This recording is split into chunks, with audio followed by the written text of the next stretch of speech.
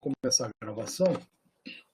Então tá, boa noite, vamos começar, portanto, o capítulo 10, que na realidade é uma continuidade da parte de regressão, na parte de análise de variância, e vai falar alguma coisa sobre também os erros, como é que se faz a análise dos erros dessa regressão, análise de colinearidade e outras coisas mais. Vocês estão me escutando? Está tudo tranquilo?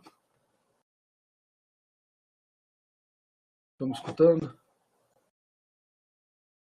Não tem problema de som, não tem problema de... Com a imagem eu vou sair para não atrapalhar aí, tá? Inclusive os slides, tá bom? Então eu estou saindo, estou deixando a imagem aí e a gente vai dar continuidade. Como eu estava falando, o nosso objetivo hoje é dar continuidade à análise de regressão nessa parte de análise de variância. A gente vai falar sobre alguns conceitos, falar sobre métodos mínimos quadrados, que a gente já falou, mas nesse caso, considerando mais de uma variável independente, isto é, não estou mais com x1, y e x1, estou com x1, x2, conforme até o exemplo que nós demos na aula passada, não foi isso? Nós temos um exemplo na aula passada de salário, né? E esse exemplo, hoje nós vamos ver um pouco a teoria disso e vamos então ver um pouco da análise de variância dessa situação e vamos avaliar os estimadores. Provavelmente não vai dar tempo além disso aqui, tá? Então, mas se for o caso, a gente pode continuar na sexta-feira, tá? A gente dá uma aula um pouco menor na sexta-feira, mas pelo menos a gente esgota o capítulo 10. E aí eu acho que a gente esgota as nossas aulas. Tá legal?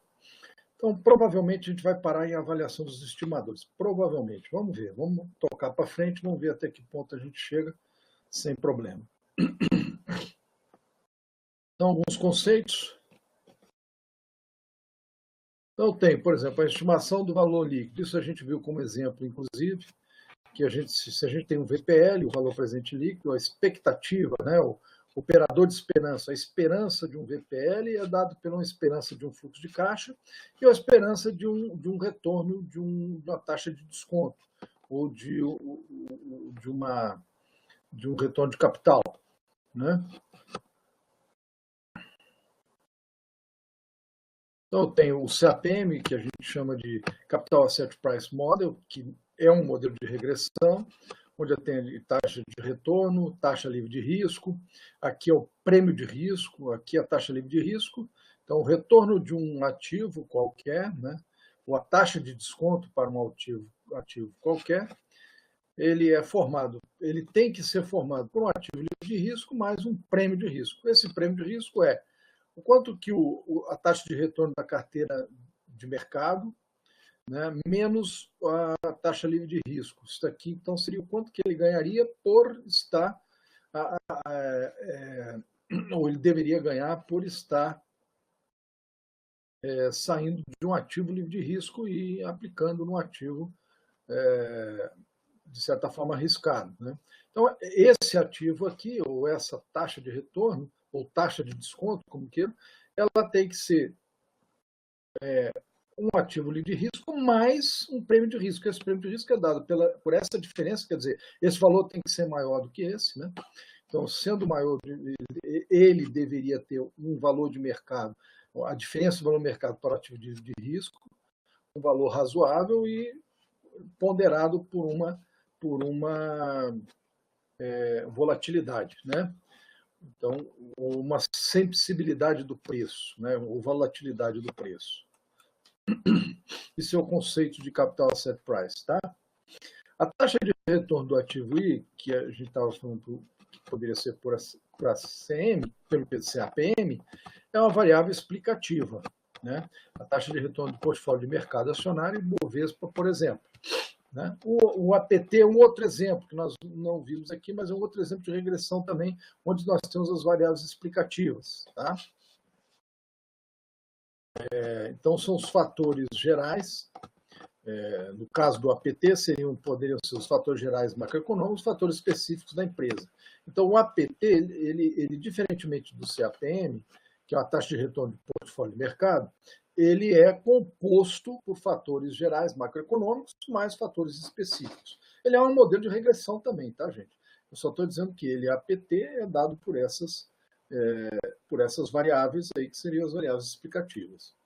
São exemplos, tá? Então, o APT, que significa Arbitrage Price Theory, ele tem fatores gerais macroeconômicos, como eu disse para vocês, que é o chamado risco sistemático. O comportamento da taxa de retorno do ativo I é explicado por variáveis fora do domínio decisório da empresa. Então, seriam as variáveis, por isso, variáveis macroeconômicas. E os fatores específicos da empresa, que é o chamado risco não sistemático, ou idiosincrático, é o comportamento da taxa de retorno do ativo, explicado por variáveis dentro do domínio decisório da empresa. Então, isso aqui é de gestão da empresa, interno da empresa, e aqui é de gestão externa da empresa. Então, ele é composto por esses dois tipos de variáveis. Aqui, eu preciso ter uma variável só, posso ter duas, três, aqui mesma coisa. Eu estou dando exemplos para vocês, já entrando na parte de risco, tá, gente? Só para vocês terem uma ideia. Não quer dizer que vocês têm que saber isso aqui. Isso aqui, quem for fazer risco lá vai ver um pouquinho melhor, de uma forma um pouco mais detalhada. Então, estrutura a termo de taxas de juros, né? Prêmios por prazo. Diferença entre a remuneração de um título público federal com prazo de 30 anos e outro de 1 ano. Por exemplo, prêmios por risco de crédito. Diferença de remuneração em título emitido por empresa privada com classificação de risco de crédito, o rating, aqui no caso AAA, que é a melhor classificação, e um título público federal, ambos com o mesmo prazo, por exemplo. Então, isso aqui é só para vocês terem uma ideia, o que é um chamado prêmio de risco de crédito, né? Então, a diferença aqui de remuneração entre o título emitido por uma empresa privada, quer dizer, empresas privadas também emitem título. Só que eu estou falando aqui de uma empresa AAA, de rating, o maior rating possível, a maior classificação possível, né? E um título público federal, ambos com o mesmo prazo, por exemplo, né? Então, esse é o prêmio de risco, a diferença dos dois, né? O título por esse prêmio seria o quanto que essa empresa, de um grande rating, poderia dar em relação ao título público, né? Fatores gerais macroeconômicos, taxa de inflação, taxa de desemprego, taxa de câmbio, PIB e assim por diante. Fatores específicos da empresa, estrutura de capital próprio de terceiros, imobilização do capital próprio, relação preço-lucro e a política de distribuição de lucros, por exemplo. Então, na realidade, o modelo APT, né, o Arbitrage Price Theory, é um modelo dessa maneira, onde eu tenho a taxa de desconto do ativo I, né, ajustada ao risco. Aqui seria o beta zero, um Mi, né, uma média, com a seguinte composição, nesse exemplo aqui, tá? Poderia ter outras composições, tá? Mas nesse exemplo aqui, o PIB, taxa de juros e a taxa de inflação, né? Seriam os fatores gerais macroeconômicos, os X, né? E aqui a sensibilidade do retorno do ativo em relação aos fatores gerais macroeconômicos. Então, seriam os variáveis X relativos a esses fatores. E qual é o objetivo da regressão? Encontrar os betas que vão dar o impacto do PIB em relação a essa taxa de desconto, né? O impacto dos juros, que seriam os fatores gerais macroeconômicos, né, em relação à taxa de desconto definida.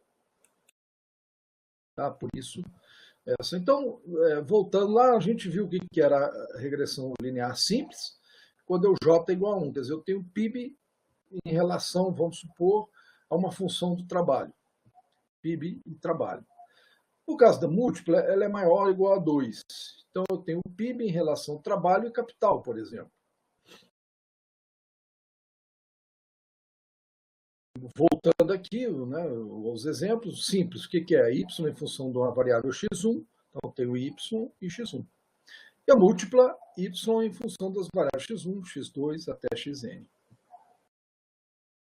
Exatamente, né, gente? Como nós vimos na aula passada. Lembra na aula passada? O que era o salário? O salário era em função do nível educacional, da experiência profissional e do cargo que ele ocupar, né? Técnico ou gerente. Então, você fazia, quer dizer, o Y, a variável salário, ela era composta por todas as outras condições. Então, regressão linear múltipla, algumas questões importantes, a importância das diferentes variáveis preditoras, quer dizer, você tem múltiplas variáveis, né? O impacto de dada variável preditora sobre a resposta é o Y, né? No caso, o salário, por exemplo, Então, cada uma preditora em relação à resposta. O salário, o nível educacional, né, no caso, ou então se o cara era o cargo dele de gerente ou técnico. Exclusão de variáveis preditoras não significativas. Então, se você faz, naquele caso, nós não tivemos esse problema.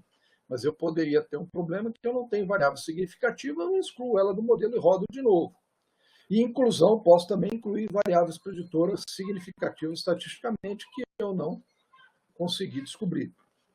O modelo de regressão linear múltipla, portanto, ele é uma função, uma equação desse tipo aqui. Veja que isso, o modelo é linear. Não deixa de ser linear, tá, gente? As pessoas às vezes fazem confusão. Tem mais de uma variável, não é linear. Não é verdade. O que é um modelo linear? Quando todas as variáveis aqui têm o expoente 1. Veja que todas as variáveis têm expoente 1. Nenhuma é ao quadrado ou ao cubo. Ela seria polinomial ou não linear se eu tivesse alguma variável dessa ao quadrado ou ao cubo e assim por diante. Então, o modelo de regressão linear simples é simplesmente isso aqui. Quer dizer, um y é igual a um beta 0 mais um beta 1x mais um erro. O múltiplo é um y, beta 0 mais até xk, não sei, pode ter vários valores, tá? Depende do meu número de variáveis, né? Mais um erro. Então, a representação gráfica da regressão linear simples, univariada, é uma reta de resposta. A múltipla bivariada é um plano de resposta. A múltipla multivariada é um hiperplano de resposta. Quer dizer, a visão do hiperplano de resposta, até o plano de resposta, a gente até consegue visualizar. Mas múltipla, hiperplano de resposta é meio difícil. A gente não tem muita visão disso, porque nós temos uma visão tridimensional limitada, né?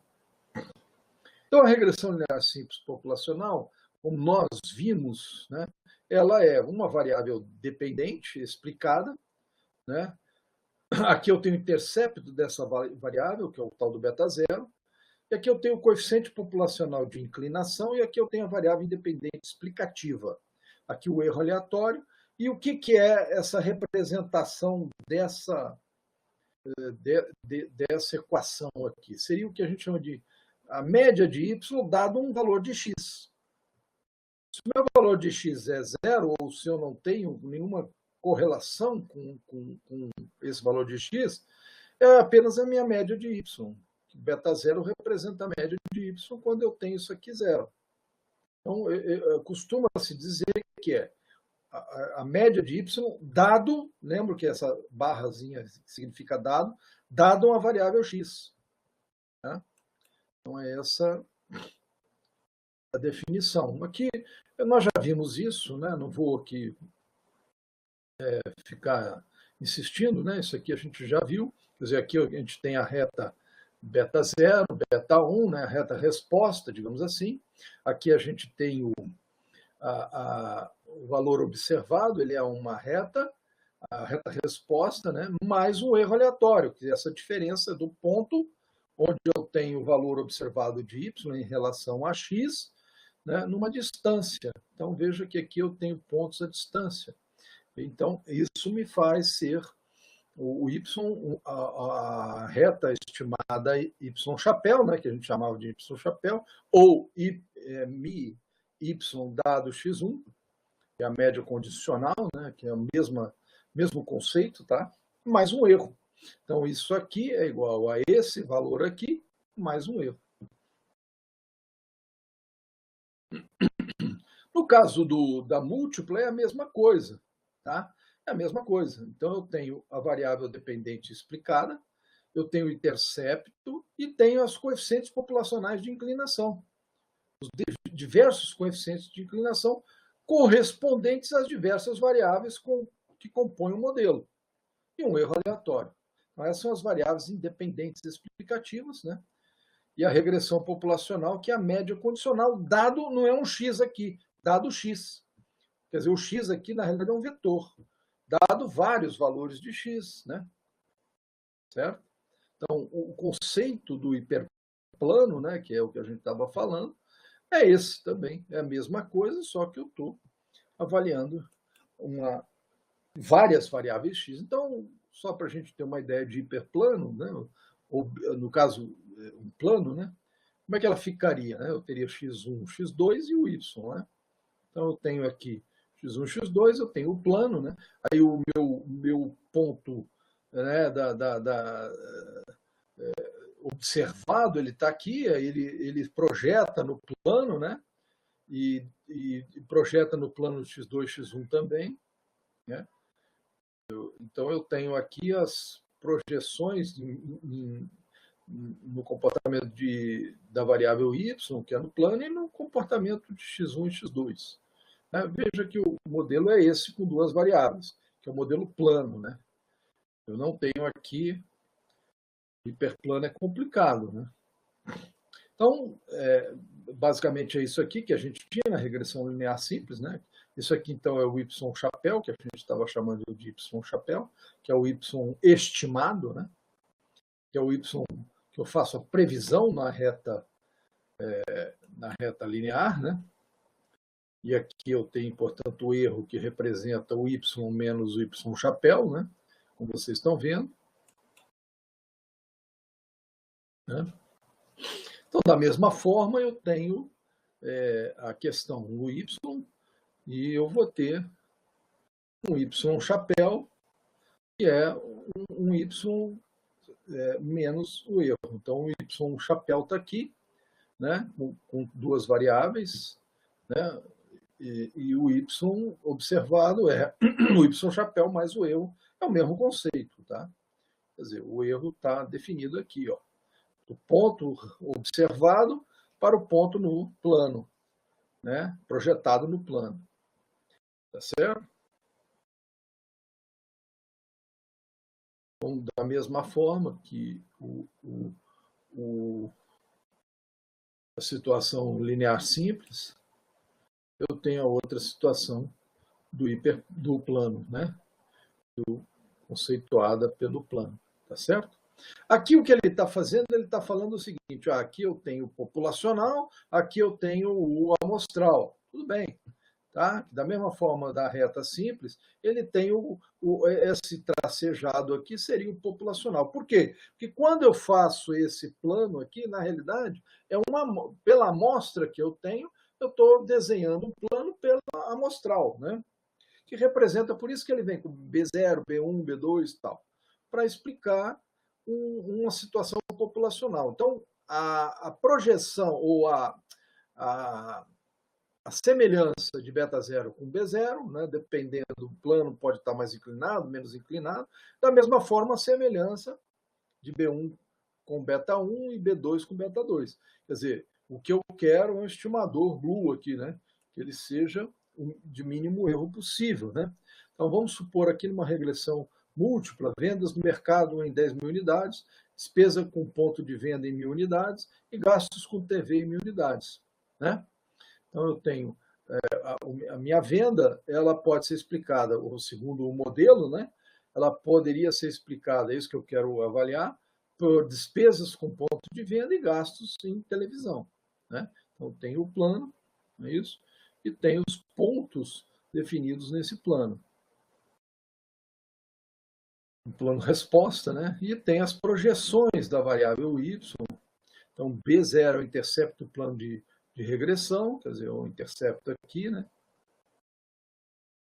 x1 e x2 igual a 0, B0 igual a 10, no caso do modelo aqui que nós estamos avaliando. Tá certo? No caso desse modelo aqui, ó, representa o valor 10 aqui nessa conjunção do plano com o modelo cartesiano, né? Ou no caso aqui de plano, né? De avaliação do plano. Eu tenho essa situação, sensibilidade de Y para a unidade x1, mantido x2 constante, beta 2 é a sensibilidade de Y, de Y, né, ou da esperança de Y, né, para a unidade x2, mantido x1 constante. Então, essa é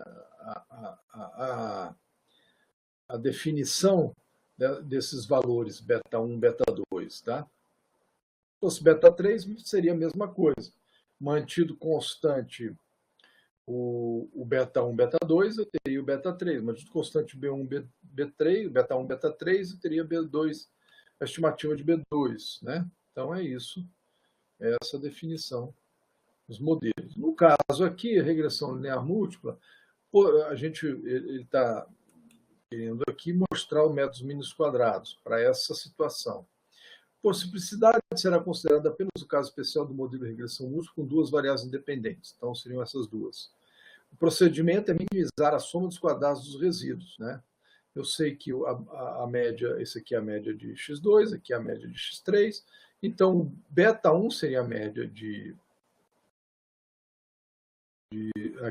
aqui está errado, aqui é o beta.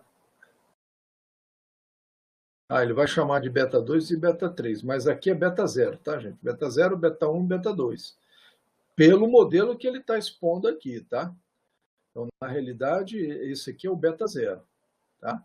Pelo modelo que ele está expondo aqui, aí seria o beta 1 aqui e beta 2 aqui. Mas tudo bem. Então, lembrando que o que era o beta 0 numa situação de regressão linear simples? Beta 0 era igual à média de y vezes menos beta 1 x1, ou beta 1x. Né? O caso aqui, olha, veja que é a mesma coisa, só que eu acrescento demais valores, né? Demais betas e demais médias de x. Então, o modelo seria o mesmo. E aqui, o que seria o beta 2 e o beta 3? Ou, se a gente quiser substituir o beta 1 e beta 2, que é o que o modelo está falando aqui. Então, houve uma incompatibilidade aqui, tá, gente? Me desculpe eu não ter corrigido isso, mas aqui, na realidade, seria beta 1 e beta 2 por esse modelo aqui, tá? Por essa classificação aqui. Tem muita gente que chama de beta 2 e beta 3 e beta 1 essa inclinação, essa intercepção aqui. Mas tudo bem. Então, aqui seria x2 menos a média, esse aqui é a covariância de x2, aqui é a covariância, a variância de x3, aqui é a variância, desculpe, aqui é a covariância de x3 com a variância, com a covariância x2 e x3, dividido por isso aqui. Enfim, eu tenho uma coisa similar, né, análoga ao que eu tenho lá no modelo linear simples. Mas esses cálculos aqui, eles são meio chatos e meio... Imagina se eu tivesse 5, né? O melhor mesmo é você raciocinar em termos de matriz, né? Então, na realidade, é um vetor, né? Se aqui fosse uma matriz, né? Se aqui fosse um vetor e uma matriz, eu teria, então, beta 1, beta 0, beta 1, beta 2, multiplicado pela matriz de variância e covariância. Por quê? Está aqui a variância e covariância dos diversos valores. Então, se eu tivesse esse vetor beta 0, beta 1, beta 2, multiplicado pela matriz de variância e covariância, eu teria isso aqui, exatamente isso aqui. O beta 2 seria igual a isso, e o beta 3 seria igual a isso aqui. Ou o beta 1, né, e o beta 2. Tá? Então, o conceito é o mesmo. Tá? Aí eu consigo fazer por matriz, ok? É álgebra linear, né? Quem aprendeu álgebra linear aí, então eu consigo fazer por matriz esse tipo de modelagem, tá? Considerando que todas as demais variáveis explicativas permaneçam constantes, o parâmetro B1 indica a variação de y associada à variação de x1. Idem para B2 em relação a x2 e assim sucessivamente. Os estimadores, isso aqui eu estou falando então de população. Os estimadores beta 1 até beta B1 até BK, são chamados coeficientes de regressão parcial correspondendo aos valores particulares gerados a partir das derivadas parciais de y em relação a x1, x1 até xk, por exemplo. O teorema de Gauss-Markov assegura que as estimativas dos coeficientes são as melhores, lineares e não viesadas. Desculpe. Isso é o tal do GLU, né? Bom, E aí a gente vai analisar, fazer análise de variância. A análise de variância é o mesmo conceito que a gente tinha na análise de variância de regressão simples. Aqui não tem diferença absolutamente nenhuma. E aqui, então, é a mesma coisa. Essa faixa aqui é a faixa que a gente diz que é a variação nas vendas associada às variações no tamanho da loja. Se eu tivesse outras variáveis, eu teria essa mesma conceituação. Bom, aqui eu tenho, então, o R2, que é aquela parte rachuriada, né, de sombreamento, de interseção, sobre o total do valor de verde, né, que é a variação total. Então, isso foi o que nós vimos na aula passada. R2 é a variação explicada, que é a soma dos quadrados da regressão sobre a soma dos quadrados totais. Então, que é o que eu estou fazendo aqui. Portanto, se eu fizer esse valor aqui como sendo a soma dos quadrados totais menos a soma dos quadrados da regressão, eu vou ter 1 menos isso aqui. Certo? Por isso que ele varia entre 0 e 1. Né? Bom, se eu estou falando agora de 3 variáveis, né, eu tenho o seguinte, olha, digamos que o meu consumo, né, ele seja explicado pelos juros e pela renda. Veja que eu tenho aqui, então, uma área do consumo, a variação do consumo, né? E eu tenho a variação de juros e a variação de renda. Então, veja que eu tenho uma parte que é explicada pelo consumo, uma parte que é explicada pelo juro e uma parte que é explicada por ambos. Não é? Essa parte que é explicada por ambos, que às vezes é um problema. O ideal seria que eu tivesse essa parte do consumo pela renda separada da parte dos juros. Porque se eu tenho isso aqui muito grande, eu tenho uma correlação muito grande entre juros e renda, esse consumo é mal explicado. Isso nós vamos ver mais para frente. Bom, então o que ele está falando é isso aqui. Ó. Eu tenho essa parte aqui, que é a parte conjugada, né, de interseção, sobre o total. Né? É a mesma coisa, o mesmo conceito, só que aqui eu tenho outra variável, é um pouco maior esse valor. Certo? Então vamos a um exemplo aqui. A regressão linear múltipla, onde eu tenho o consumo, aqui, né, consumo YI, por esses anos aqui, no caso, esses trimestres, né, ano e trimestre. Tenho a renda, em bilhões de dólares, consumo em bilhões de dólares, renda em bilhões de dólares, e o juro percentual ao ano, também aqui, nesse valor aqui, no caso, no trimestre. Né? Então, eu pego ao ano, mas é um valor jogado no trimestre. Então, vou ter essas 3 variáveis, e a ideia é que o consumo em função da renda e dos juros. Então, faço a regressão, vocês viram lá como é que a gente faz, nós usamos lá para vocês, dão 3 tabelas, né? A primeira tabela é essa aqui, onde eu tenho um R múltiplo, R quadrado, não é isso?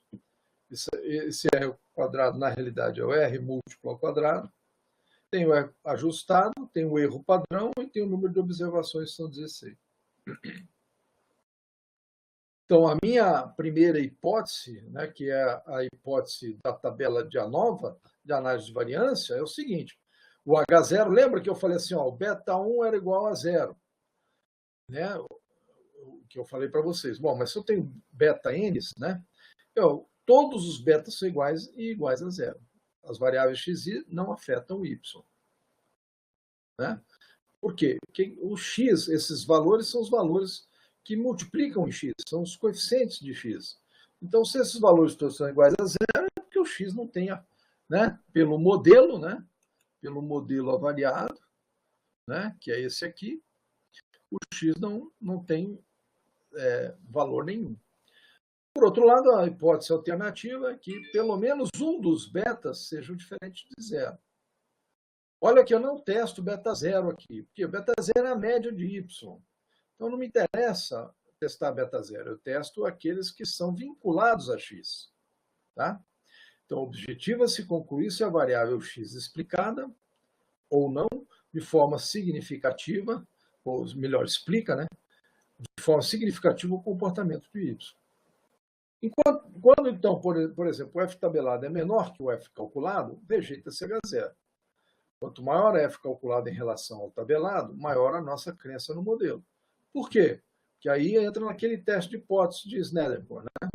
Ele fica fora da região de aceitação de que todos os valores sejam iguais a zero. Esse é o teste. Aí lembra, o que era o F? O F era o quadrado médio da regressão sobre o quadrado do erro. Quadrado médio do erro. O quadrado médio é o quê? É o SQ, né? A soma dos quadrados da regressão dividido pelo grau de liberdade.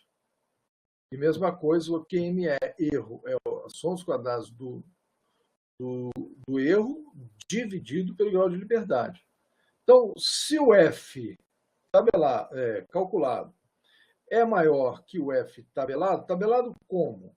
Em alfa, K, que é o numerador, o grau de liberdade do numerador, e N menos K menos 1, que é o grau de liberdade do denominador. Então, rejeitamos a hipótese nula, caso contrário, aceitamos a hipótese. Mas vamos ver um exemplo. Então, na realidade, é isso aqui, ó. Eu aceito a hipótese de H0 quando eu tenho essa situação. B1, B2, B3 é igual a zero. Dentro da região de aceitação. Se ele for maior do que esse valor, eu rejeito H0. Certo? Então, por exemplo, aqui é o análise de variância. Então, tem número de variáveis explicativas igual a 2. Por que 2? Lembra? Eu tenho os juros, né? A variável consumo eu faço com a variável juros e a variável renda. Então, eu tenho 2 betas, né? Beta 1 e beta 2. Eu tenho 15 valores. 15 não, são 16 menos 1, 15. Aqui vai ser 15 menos 2, 13. O que é a soma dos quadrados? Olha, aquilo que eu falei para vocês, da regressão. Eu pego a regressão, né? Aqui a soma dos quadrados totais é o y menos a média, né? Soma os quadrados, eleva ao quadrado, soma tudo. Aqui é o y menos o y chapéu ao quadrado, somo todos. E aqui é o y chapéu menos y média, menos a média, ao quadrado, somo todos. Certo? Esse valor aqui mais esse valor aqui tem que dar esse aqui. Certo? A soma dos dois tem que ser igual a isso. Bom, aí eu pego esse valor, divido por esse, dá isso. Esse valor aqui divido por esse, dá isso. E esse aqui é esse dividido por esse. Vai dar 17. Veja que aqui, então, é um valor 17. O nível de significância da F de Sneddekor é 0,02%. 0,02% é maior que 5%. Ou menor que 5%, né? O valor, portanto, ele fica numa faixa maior em termos de F. O F fica numa faixa maior. O que eu estou querendo dizer, se for falar no gráfico, né? É isso aqui, ó. Certo? Então, ele está para cima desse valor aqui. Ele é 17,6. Então, vamos lá. Vamos analisar como a gente faria num teste de hipótese. Então, a minha hipótese nula é B1 igual a beta 1, ou B1 igual a B2, igual a B3, igual a Bn, ou beta 1 igual a 0. Aqui, a hipótese alternativa, pelo menos um desses aqui é diferente de 0. Pelo menos um. Então, a minha regressão ela pode ter pelo menos só um x que corresponde a um x que eu possa ajustar com y. Não tem problema.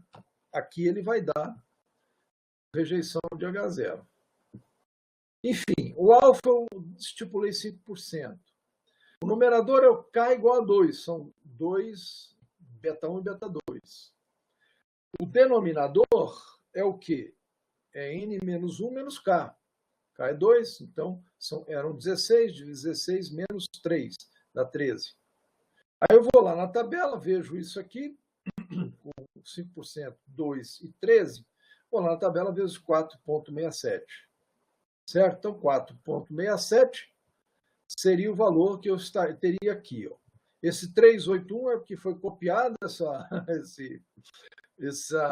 esse slide, copiou daquele outro sem corrigir o valor. Mas aqui é 467. Então, o F calculado é 17,6, que é maior que o 467. Então, a decisão o F está por aqui, o calculado está por aqui, 17,6. Então, rejeita H0 com 0,02%. Né? Então, existe evidência de que as variáveis x1 e x2 afetam o y. Quanto mais próximo de zero a expressão, isto é, a probabilidade de f tabelado maior que o f calculado, maior a crença de que o f calculado seja maior que f tabelado. Óbvio. Né? Se a probabilidade de f tabelado é maior que a calculado, é porque, né, maior a crença que o calculado, o valor do f calculado, seja maior que o f tabelado. Então, a probabilidade de tabelado maior que calculado é zero, a probabilidade de tabelado menor que calculado é 100%. É isso?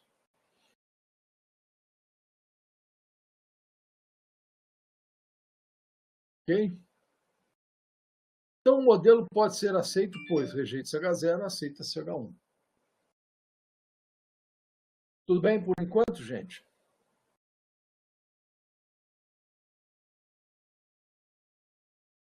Tudo bem? Logo, x explica y de modo estatisticamente significativo. Por exemplo, alfa é 5%, P de FT maior que FC é maior que 4,99. O modelo ainda pode ser aceito. Então, o modelo é aceito em 0,02%, quanto mais em 4,99%.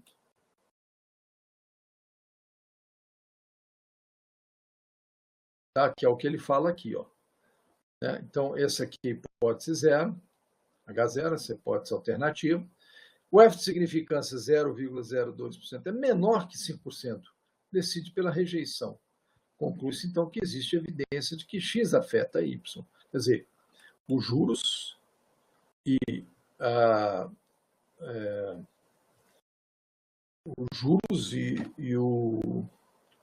outra variável, desculpe, renda, afetam o consumo. Tá? Avaliação dos estimadores. Então, eu tenho aqui um modelo de variância que eu mostrei para vocês, de análise de variância, que é esse aqui na realidade. Né? Eu tenho duas variáveis e eu quero saber o quanto que ela afeta o consumo. Né?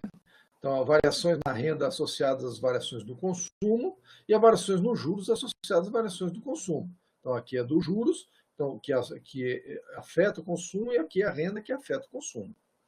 Tá? As variações da renda que afetam as variações do consumo. Então, testar a relação entre os x, j, né? Porque o j pode ser 1, 2, até k, e y na população, de tal forma que o j possa ser ter vários valores, né? Até k valores. O teste de hipótese é que o BJ, isso generalizando, né, gente?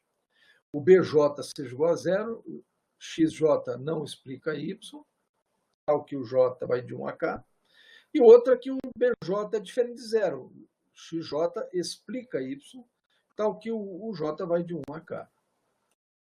Então, esses são os testes. O exemplo novamente aqui, então, que a gente tem isso aqui, né? Beta 0 mais beta 1 a renda, mais beta 2 juros, mais um erro. Essa é a função consumo que nós temos.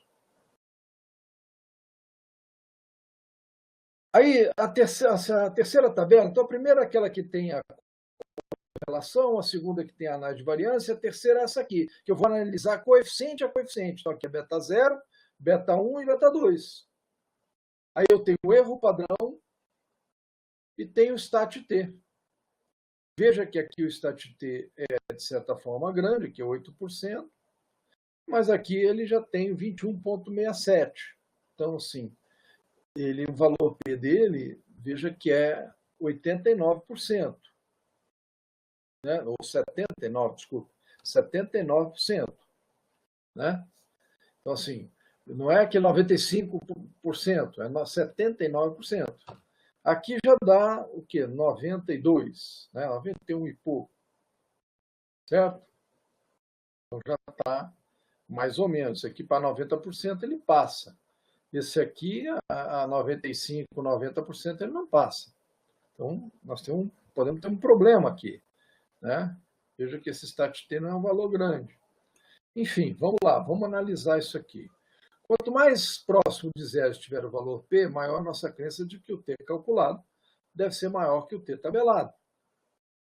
Caso o valor P de beta J seja menor do que alfa, o valor P, né? Conclui-se que T calculados são maiores do que T tabelado. Logo, rejeita CH0, aceita CH1. Tá? Caso o P de beta J seja menor do que alfa. Então, o T tem que ser maior e o P tem que ser menor. Por fim, pode-se dizer que o comportamento de Y sofre a influência de X. Então, o que ele está falando o teste é esse, ó, eu tenho que testar um a um, cada um dos betas. Então, primeiro, ó, não se rejeita H0 quando o beta J é igual a 0. O J, no caso, igual a 1, é a renda. Né? E aqui não se aceita H1 quando o beta J é diferente de 0, J é igual a 1, que é renda. Né? Então, portanto, pode-se dizer que não existe evidência estatística que o comportamento do consumo sofra influência da variável X. Aqui, ó, não existe evidência.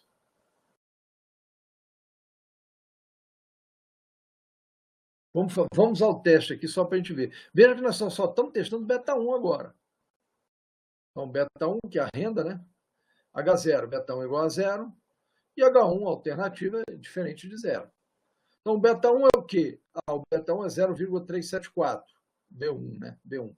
Menos o beta 1, que é a hipótese 0. Se for 0, eu esqueço o meu modelo. Dividido pelo erro padrão, que é 0,288. Veja que tudo eu peguei dessa tabela aqui, gente. Ó. Aqui, ó. O erro padrão, aqui é o 0,37, aqui é o erro padrão, né? Então vai me dar 1,29. Certo? Tudo bem até aí? Então eu tenho 0,374 menos 0 dividido por 0,28 dá menos 1,84. Olha só, então tá, eu tenho 5%, qual é o grau de liberdade? Veja que o grau de liberdade é em relação a um deles só, né? Então é 13%, certo? Então é N menos K menos 1. Né? O K é 2, então eu tenho um grau de liberdade de 13.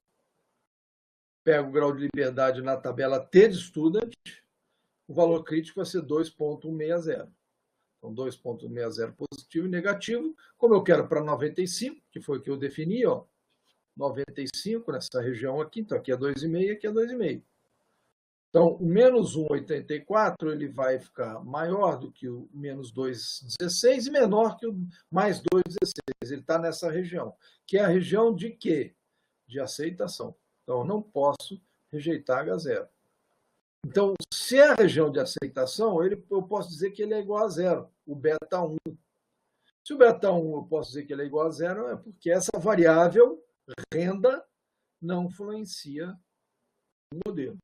Não influencia o Y ou o C, que é o consumo. Aí eu vou fazer a mesma coisa com a variável beta 2, que é juros. Faço exatamente a mesma coisa. Então, eu vou ter lá beta 2 igual a 0, beta 2 diferente. Aqui o beta é menos 6, 0,97, e o erro padrão é 3,314, conforme a tabela. Aqui dá 1,298. 1,298, veja que ele está aqui dentro. Ó. Então, 1,298 é maior que menos 2 e menor que mais 2, 16. Então, não rejeito, não posso rejeitar H0. Então, não há evidência também que o juros influencia o consumo. Veja que no primeiro era renda, não influencia, e o segundo é os juros e não influencia. E veja também, percebo também que o modelo em si, o modelo pelo teste F, ele era razoável. Só que pelo teste T, avaliando beta por beta, ele não foi aprovado. Tá? Ok? Vamos dar continuidade, então, o método dos mínimos quadrados. Depois a gente vai ver por que isso aí não deu certo, tá? É porque existe uma correlação muito grande entre juros e renda. Então, vamos lá. As premissas do modelo de regressão linear múltipla são similares do modelo simples. Adiciona a premissa de inexistência de múltipla unidade, qual significa que as variáveis preditoras explicativas não são correlacionadas entre si e não são correlacionadas com qualquer outra variável omitida no modelo. O que ele quer dizer aqui é o seguinte: eu preciso ter duas variáveis, mas elas não podem ser correlacionadas. Porque se forem muito correlacionadas, aquela região de interseção entre as três, lembra lá? Aquela região ela fica comprometida. Quer dizer, se eu tenho que o consumo ele tem que ter uma região boa de sombreamento, né, de interseção com renda, e tem que ter um sombreamento, interseção com juros. Só que os juros e a renda não podem ter entre si, ou deveriam ter o mínimo possível. Não poder ter é um pouco difícil, mas o mínimo possível de correlação. Tá? Então, aqui, por exemplo, vamos falar assim: despesa com administração, que é Y, ele tem a ver com renda familiar, poupança familiar e idade do chefe da família. Então, eu estou com um modelo em que eu vou analisar se a despesa com alimentação tem influência dessas três variáveis: renda, poupança e idade do chefe. Provavelmente as variáveis regressoras, renda, poupança e idade, sejam correlacionadas entre si. Provavelmente as variáveis regressoras sejam correlacionadas com outras variáveis que afetam o gasto com alimentação, por exemplo, tamanho da família, o que não está aqui expresso. Então, é uma variável que não está inclusa. Então, existência de relação linear entre duas variáveis explicativas, quer dizer, duas variáveis x, né, é um problema, que é a chamada colinearidade. O valor de uma variável explicativa resulta de função linear que considera o valor de outra variável explicativa. Então, exemplo, o x2 ele pode ter uma regressão com o x1. Então, quando eu ponho um y com regressão x1 e x2, poxa, mas peraí, eu tenho relações x1 e x2. Aí vamos remeter ao raciocínio daquele nosso gráfico de Venn. Aquele gráfico de Venn lá, que é aquele diagrama de Venn, que é aquelas bolinhas lá. O que acontece? Imagine que eu tenha, é ótimo eu ter uma região de sombreamento com a variável y, tanto x1 e x2 têm uma região de sombreamento boa com a variável y. Mas se eles têm sombreamento entre si, ora, aí a explicação, às vezes, que x1 estaria fazendo a y, o x2 também está fazendo. Aí vira uma bagunça de tal forma que eu não consigo. Aí, às vezes, até uma das variáveis pode ser negativa, porque eu não consigo separar essas duas. Tá? Então, tem algumas soluções. Eu tiro essa variável de lá, ou eu faço esse modelo, por exemplo. Eu posso simplesmente retirar uma delas. Ou então, vou fazer, olha, vou analisar, ver se tem. Veja que aqui ele não usou beta 0 nem usou beta 1. Ele usou outras letras gregas, só para não confundir com aquela lá, mas o que ele está fazendo? Ele está vendo se existe uma correlação, uma regressão entre x2 e x1. Né? Então, a colinearidade perfeita haveria que não teria o erro entre a correlação entre essas duas variáveis. Essa seria uma colinearidade perfeita em x2 e x1. Aí, certamente, eu poderia tirar uma delas. Às vezes eu não posso, por quê? Porque a outra tem uma certa contribuição que é bom a gente deixar. Mas como que a gente faz isso? Né? A gente, pelo menos, observar isso. Então, voltamos àquele modelo, né, do consumo, renda e juros.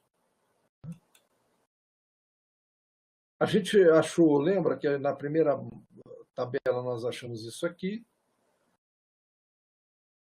Né? Existe uma correlação entre as. A segunda tabela nós achamos isso aqui, né? Olha, houve uma. Aqui o modelo eu rejeitei H0, né? Quer dizer, existe um F, Existe algum B1 ou B2 que são diferentes de zero. Mas eu chego aqui e falo, pô, mas os dois são muito pouco expressivos, né? Muito pouco expressivos. Esse aqui até um pouco mais, posso até considerar um pouco mais, mas esse aqui não contribui nada. A gente, não sei se vocês lembram, nós não conseguimos rejeitar H0 para nenhum desses dois coeficientes. Poxa, mas o modelo deu razoável e os dois coeficientes foram ruins. Então, como é que o modelo está? Bom, ruim de tudo não foi, mas um deles parece, né, um deles foi, não teve condições. O outro está muito na fronteira, né? Está muito próximo ali de 90 e tal. Então, não é um resultado também muito bom, embora o F tenha sido bom. Então, eu testo a correlação entre Y e XJ. Testei excelente. O teste do modelo, o teste F, excelente. Houve uma correlação, não sei se vocês lembram, foi 0,80 e pouco. O teste dos estimadores, bom, esse foi péssimo. Isso já indica, de certa forma, uma tal de colinearidade. Existem indícios de colinearidade. Isto é, a variável x1 tem correlação com x2. A variável x1 tem correlação com y e a variável x2 tem correlação com y, legal, ótimo, excelente. Agora, as variáveis x1 e x2 terem correlação pode dar problema. Inclusive isso aqui, indício de colinearidade. Né? Aí dá um problema naquela segunda tabela dos estimadores. Então, o que se propõe aqui? Teste de correlação entre variáveis explicativas, entre renda e juros, deu menos 0,86. Olha só, 86% de correlação negativa, mas é muito alta. Existe uma correlação muito alta. Uma variável explicativa resulta de função linear do valor de outra explicativa. Então, existe essa função aqui. E ela não é pequena, essa função é uma boa função. Né? Em termos de regressão, existe essa relação. O que não é bom, o que eu quis dizer com uma boa função, que a função, até porque aqui 86%, é uma função que existe. Existe essa correlação. Mas isso, para aquela regressão que nós estamos analisando, não é interessante. A situação ideal é que a renda e juros tenham correlação zero. Mas aqui a gente já viu que existe uma evidência, tem uma evidência de colinearidade. Bem provável que tenha essa colinearidade. Tá? Então vamos fazer aqui só o consumo com a renda. Ó, 81%, beleza. A gente pega aqui, opa, ó, aqui é 27, veja que aumentou o F. Veja que aqui também, olha o que aconteceu. Opa, o stat T é grande, olha a percentual aqui, 0,01%. Então, aqui já é significativo. Então, a renda, ela tem uma influência no consumo. Beleza, poderia fazer essa regressão simples. Existe esse resultado positivo aí. Diagnóstico, o modelo está válido. Por quê? Teste de correlação excelente, teste do modelo, teste F excelente, e o teste de estimadores também excelente. Então, existe, o modelo é válido. Agora vamos fazer isso aqui com juros, consumo e juros. Veja que a função agora é consumo e juros. 0,83, excelente. 32, 0,01, excelente. E aqui, menos 5, com 0,01%, excelente também. Excelente, só que é negativo. Tudo bem. Isto é, quanto maior os juros, menor o consumo. Isso é uma lógica, né? Tem lógica esse resultado. Então, o diagnóstico do modelo também é excelente, excelente, excelente. O diagnóstico do modelo válido.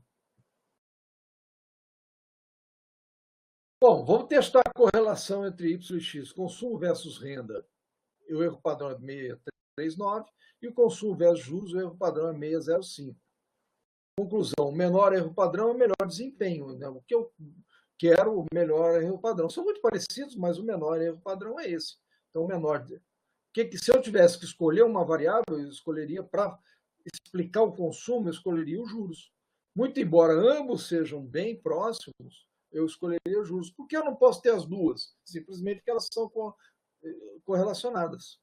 Então, eu só posso fazer Y, né, o consumo, com uma delas. E aí vou escolher aquela de menor erro padrão. Menor erro padrão, melhor desempenho. Melhor modelo, consumo versus juros. Consumo versus renda, o F é 27,26 e o F calculado do juros é 32. Maior F calculado, maior desempenho, melhor desempenho. Então, escolho mais uma vez os juros aqui, também por esse critério. Qual outro critério? Estimadores. Aqui o T calculado é 5,22, aqui o T calculado é menos 5,66. Na realidade, essa avaliação é por módulo. O sinal aqui não interessa. É um módulo. O módulo desse aqui, os juros, é maior do que o renda. Então, mais uma vez, é consumo com juros. Então, os juros explica melhor do que a renda, o consumo. Então, a decisão, selecionar o modelo consumo versus juros, que é esse modelo aqui. Estimação da regressão linear, consumo versus juros, que deu isso aqui, né, quando nós fizemos a regressão. Agora, eu posso ter multicolonialidade quando tem várias ou diversas variáveis explicativas. Então, o valor de uma variável explicativa resulta de uma função linear que considera o valor de outras variáveis explicativas. Então, alta correlação linear, mas não perfeita. Então, eu tenho x2 com x1 e x3, por exemplo. Né? Qual o problema? Veja que essas letras aqui é só para não botar beta, que é igual. Eu inventou essa aqui, poderia até ser. Muitos usam Φ1, Φ2 e Φ3. Isso aqui resolveu inovar. E Φ0 também. Mas não precisava, tá? Poderia botar aqui uma outra letra grega, mas com Φ0, Φ1, Φ2, tanto faz, tá, gente? Isso aqui é só para... Então, o problema, quando a correlação simples entre duas variáveis explicativas for maior que a correlação dessas com a variável explicada. Então, a multicolonialidade é alto grau de correlação linear entre as variáveis explicativas. Variáveis com pouco ou nenhuma capacidade explicativa, identifica a multicolonialidade, e geração de estimadores instáveis, erro padrão com valores bastante altos. Veja que aqui, lá era colinearidade, aqui eu estou falando de multicolonialidade, quer dizer, são mais de uma variável, né, se correlacionando.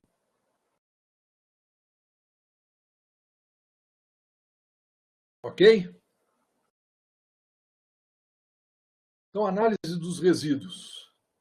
Gente, aqui deu 1 hora. Eu vou fazer o seguinte. Vamos, sexta-feira, gente, para não ficar apressado, porque hoje está calor, está quente, esse negócio está cansativo. A gente faz essa análise dos resíduos na sexta-feira, às 2h30. Pode ser? Aí a gente tem mais, eu acho que uns... Deixa eu ver aqui. Deixa eu dar uma pausa aqui. Eu vou continuar gravando um pouquinho. Só para dizer, então, que isso aqui, a análise de resíduo é importante para avaliar melhor uma regressão. Muitas vezes as regressões, elas têm multicolonialidade, têm problemas nos resíduos, tal. Então, às vezes a regressão ela não sai bem ajustada, não é porque está faltando valores, está faltando outras variáveis, não. É porque as variáveis que estão lá, elas podem ter problemas, tanto de multicolonialidade como de problemas dos resíduos também, que nós vamos ver na próxima aula. Tá? Então, fica para sexta-feira, na próxima aula, essa análise de resíduos. Eu acho que tem mais umas 100 slides, aí a gente conclui na sexta-feira. Ok, gente? De qualquer forma, muito obrigado. Até sexta-feira, então.